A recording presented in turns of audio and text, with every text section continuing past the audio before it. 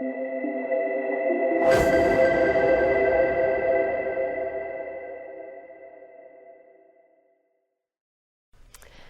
and welcome back to The Journey Continues, where we explore the stories, the facts, and the incredible impact of organ donation and kidney health. Together, we'll meet individuals whose lives have been touched by the gift of organ and tissue donation, learn from experts, and explore practical ways to care for your kidney health.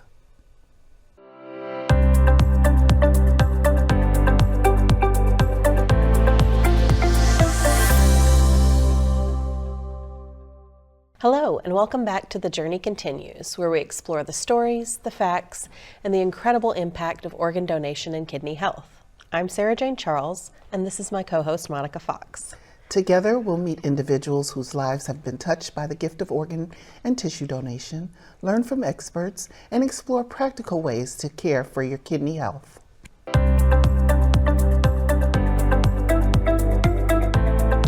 Let's head right into our first segment, Donor Spotlight.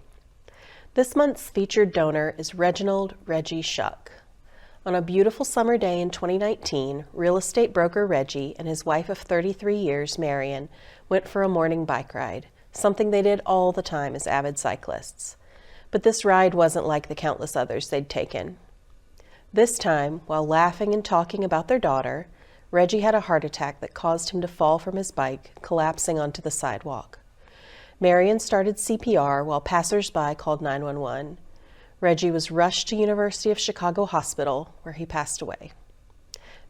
Marion, a longtime employee of Gift of Hope Organ and Tissue Donor Network, was suddenly faced with the reality she'd counseled thousands of other families through. She called Gift of Hope's Tissue Authorization Program and began the process of donating Reggie's tissues. Reggie wasn't a candidate for organ donation because his heart had not been beating for some time, but he was a candidate for tissue donation. Tissue donors can save up to 50 lives with their donation. Reggie was a registered organ donor prior to his death, so Marion was not faced with a big decision on a profoundly heartbreaking day. Her advice for everyone is to be prepared, have the conversation about organ donation and end-of-life wishes with loved ones so they aren't making difficult choices on the hardest day of their lives. Reggie was a devoted husband, loving father, avid cyclist, and a big personality. He was the love of Marion's life, and we thank him for giving other families the opportunity to hold on to their loved ones a little longer by saying yes to donation. On the other side of a short break, the journey continues with Ask the Expert, featuring Reggie's wife and my friend, Executive Vice President of Governmental Relations and External Affairs for Gift of Hope Organ and Tissue Donor Network, Marion Shuck. Stay with us.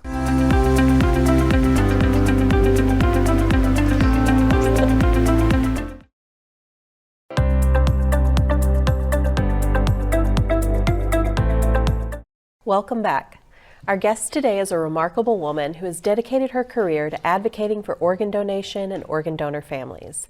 Marion Shuck is the Executive Vice President for Governmental Relations and External Affairs at Gift of Hope Organ and Tissue Donor Network. In her role, Marion leads the company's government relations, marketing, outreach, donor family services, and ambassador programs. For the past 17 years, Marion has been a champion of organ donors and their families. And in 2019, she and her daughter, Malika, became a donor family when her husband, Reggie, suddenly passed. Now she's considering going the extra mile as a living kidney donor. Marion, welcome to The Journey Continues. Thank you, Sarah Jane. Thank you, Monica, for having me today. So Marion, we've known each other for over 12 years, and in that time we've both experienced growth professionally and personally, and also our share of losses and challenges. Yes. Over the years, you've interviewed me countless times, and today I'm especially delighted to be on the other side of the table to allow space for you to share your story and expertise. So my first question for you is, as your friend, is simply, how are you and Malika doing? You know, Monica, we're doing good. You know, when you experience a loss that tragic, you can do a couple of things. You know, you can wallow forever. Yes. You can go away from your friends, your family, or you can choose to move on. And it's not that we moved on, we just moved forward in a way that allows us to honor Reggie, but also do the things that he would want us to do, right? If there was nothing that anybody didn't know about Reggie, one thing was his love for me and Malika. So Yes. that was very palpable. He was very proud of us, and he was just a great husband and a great father. So it was easy to honor his legacy. More difficult to move forward, but we've had to because, you know, the other option was not good. So you gotta do what you can. And then, but we carry him in our hearts forever. He's indelibly imprinted in our hearts. So that piece makes it a little easier. Before we get into your role at the Gift of Hope and explore the details and myths and misconceptions about organ donation, can you share how your personal journey came to align so closely with your professional work? Yes, Reggie and I have been married 33 years. When I saw him, I knew he was going to be my husband instantly. And he felt the same way because on our first date, he asked me to marry him. Oh, wow. And so we met May 23rd, 1986, and we got married May 23rd, 1987. Wow. So a year to the date. And we had been inseparable. We've been inseparable, but Reggie was an avid bike rider.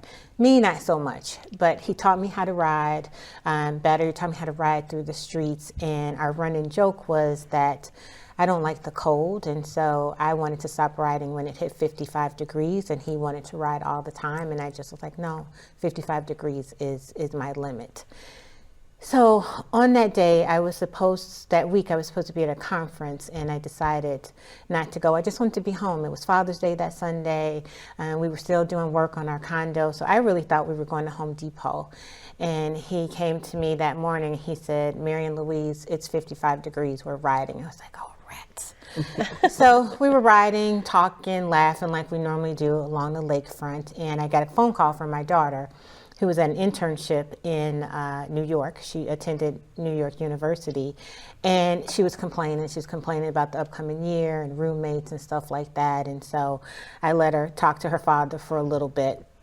And then when we hung up the phone, and he said, well, you know your daughter's just trying to get a single room, right? She's complaining about these rooms. It's like, oh, yeah, I know. I said, and, you know, we really have to look at it because she's the only child, and, you know, she had some bad luck with her roommates, and so we considered it. And we were just laughing and talking, and all of a sudden he rode in front of me, right? He just rode in front of me, and he just sort of fell off his bike. And so obviously I dropped my bike, and I was like, what's wrong? What's going on? And I realized he was in distress, so I started CPR, and then there were some more folks who came and said, how can we help you? And, you know, the ambulance came, and, you know, they started CPR, they put him in the ambulance, took him to University of Chicago. A nice police officer took me, some nice people took our bikes. I told them where our house was, and they actually took our bikes to the house while I went to the hospital. And so it's just a great experience of community helping in a tragic circumstance. Yes. And then I got to the hospital, and because I've been in healthcare for so long, I knew that it wasn't good, right? I didn't need anybody to tell me. I've seen what deceased bodies look like. I know what happens, you know, as people expire. So I didn't need them to tell me, but they really want to do all these, you know, measures. And I was like, no, I don't think we're going to do that. I don't want my husband to suffer, and he wouldn't want that. And Selwyn Rogers is the head of trauma in the ER at University of Chicago, and so they called him. I said, can you get Selwyn? Because if Selwyn tells me he's gone, I'll believe he's gone. And so Selwyn came, and he told me there was nothing we could do. And I was like, okay.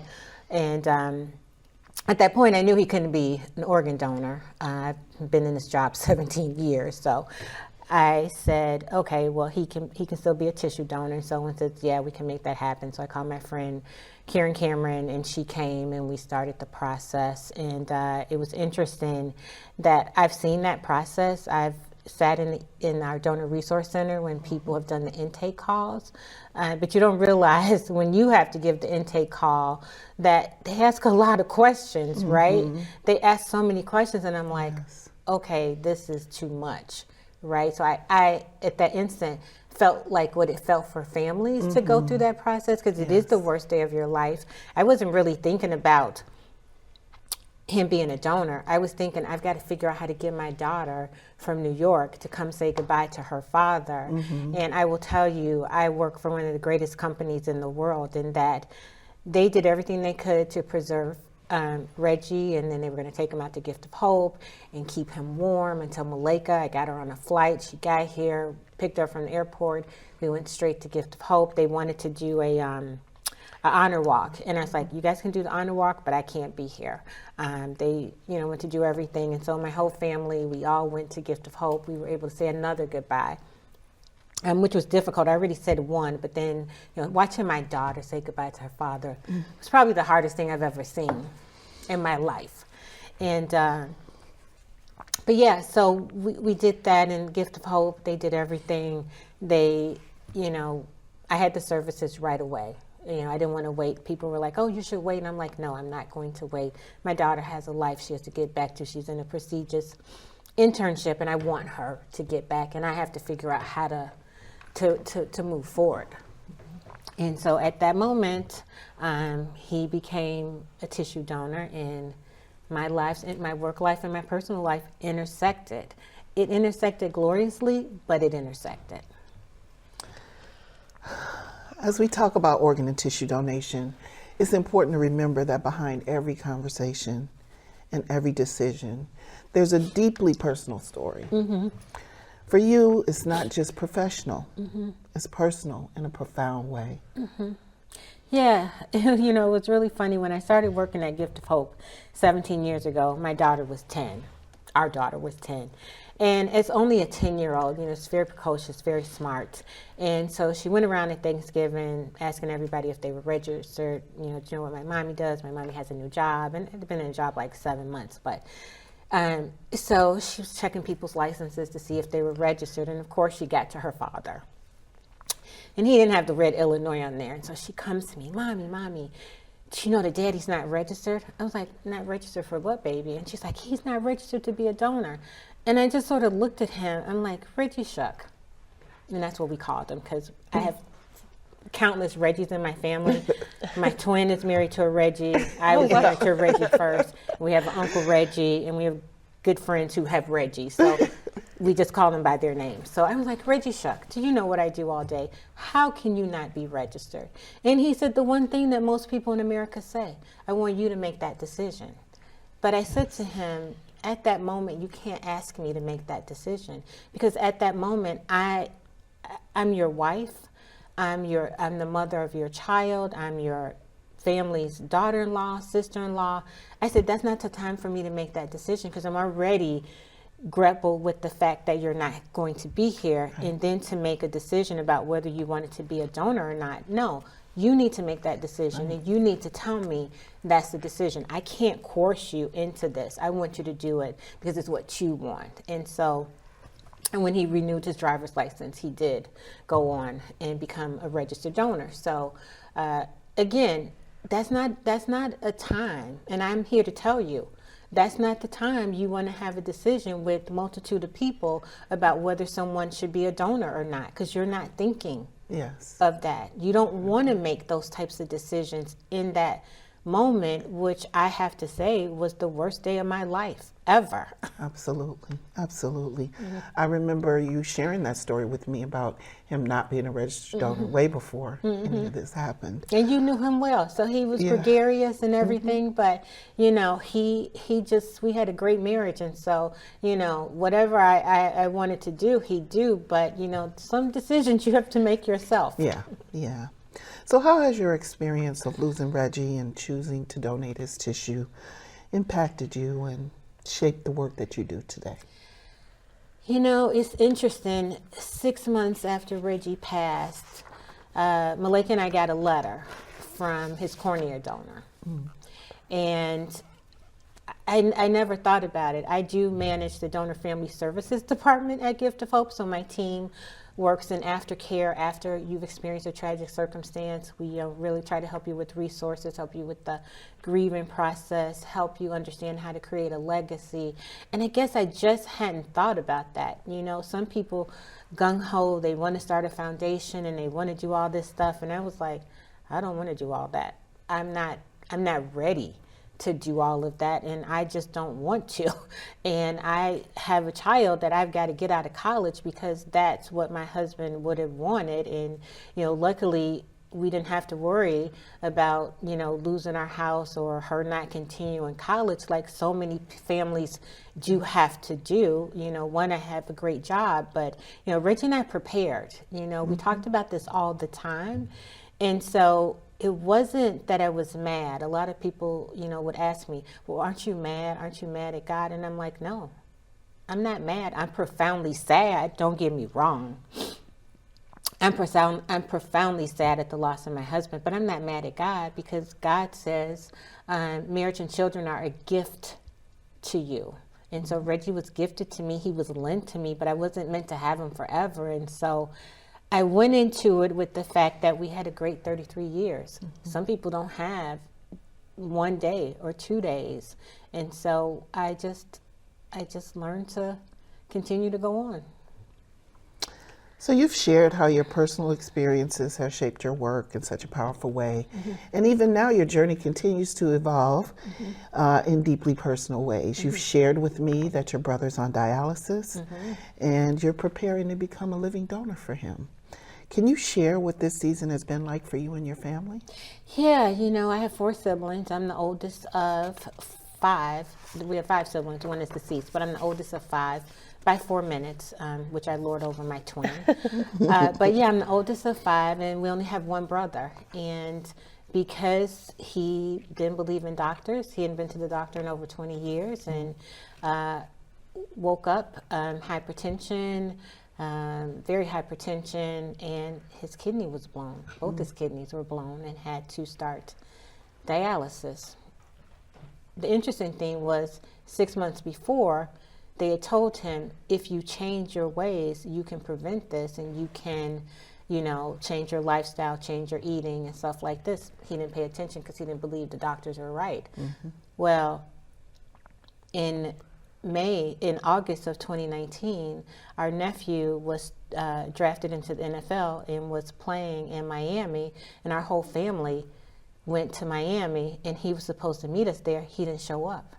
Mm-hmm. He didn't show up because he was at the hospital in Dallas starting dialysis, having the surgery, emergency surgery to start dialysis, and that started our journey. As men, not all men because I can't generalize, but my brother, he was non-compliant. He was angry, but at that point you can't be angry at anybody else. You have to look inside. And so how do we get through this? And one way to get through this was that he was going to need a living donor, because I know from my work I didn't want him on dialysis 5 to 7 years. So between the two and I, we agreed that I would be the living donor, which was fine. It was a difficult conversation for Malika, because she's like, well, what happens? You're my only living parent. And so, but it's the motto we have, if you could save a life, would you? And I want to be able to help my brother. And but he had been non-compliant for a while. He had been listed, and so I started the process, the testing and everything, and then he became non-compliant, and so he was off the list for a while, but I'm happy to say he's getting back on the list, and so hopefully maybe the end of the year or next year, I'll be able to be his living donor. That's amazing. That's amazing. Marion, thank you for sharing your journey so openly. It truly brings depth and meaning to the conversation. Mm-hmm. So now I'd like to take a step back and help our audience better understand organ donation more broadly. Because with understanding often comes clarity, and with clarity comes the confidence to say yes. So why is it so important to say yes to being an organ donor? And what impact can one donor have? It's important to say yes because this is technology, this is medical technology, this is the ability to take one organ from somebody or tissue from someone and help save someone else. If the technology weren't there, I'd say, okay. But the technology is there, it's only evolved and evolved and evolved. And we have the ability to utilize our organs and our bodies to help someone else in their time of need. You only need one kidney. That's why kidney donation is so important. You only need a part of your liver. It'll regenerate. That's why that's so important. So organ donation is important because you have an opportunity to help save someone else's life as a last act of charity. So in those critical and emotional moments, how are conversations with family handled, and what role do they play in the donation process, even if the loved one's already registered? Yeah, so it happens in two ways. One, if you're registered, right? If you're registered, we don't have to have a conversation. We answer the questions and we honor your loved one's legacy. The second way is if your loved one is not registered. That becomes a challenge because we've got to give you enough information to help you make a decision for someone you don't know. You could know somebody, as in your case with a directed donation. You know, you had friends who had known you were waiting, and so you were able to receive directed donation from the community. But we've got to help you in that moment make a decision to save someone else's life on the worst day of your life. So for those listening today, conversations like this can feel overwhelming, but they're so important. What's one thing that you hope everyone takes away from this conversation? Make your decision and tell your family. Okay, that's so important. Very important. Marion, thank you so much for sharing your knowledge, your expertise, and most importantly, your personal journey with us today. It's been my pleasure, our pleasure, to have you here on The Journey Continues, and we look forward to many more years of friendship and relationship and growth and love. Yes, and thank you both for what you do. Thank you for having this podcast that sheds light on the importance of organ, eye, and tissue donation. When The Journey Continues returns, we'll take a pee break. Stay with us.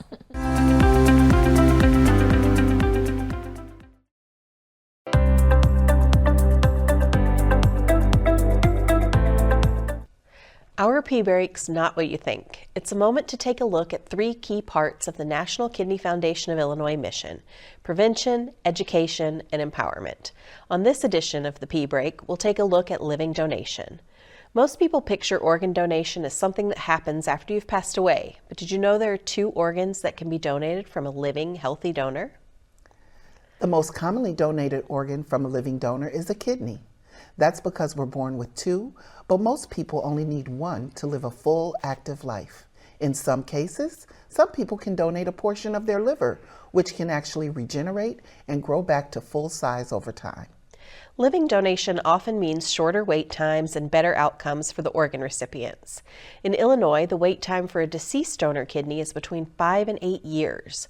With a living kidney donor, many recipients can even avoid dialysis entirely by receiving what's called a preemptive transplant. I received my second transplant from my daughter Olivia, but living donors don't have to be related to their recipients. Friends, co-workers, and even anonymous strangers or altruistic donors can step forward to help someone in need of a life-saving transplant. And if a donor and their recipient aren't a match, they can participate in a paired donation where they swap with another recipient and donor pair. Potential living donors undergo extremely thorough medical and psychological screenings to make sure it's safe for them to donate and that they're fully informed about the process. It's important to remember that a transplant team will not clear a potential donor for surgery if the donation will negatively affect their health. And should a living donor need a transplant themselves in the future, they move to the top of the wait list. Choosing to be a living organ donor is a deeply personal decision, but for those who choose it, the impact is extraordinary. What an emotional and informative episode. Yeah.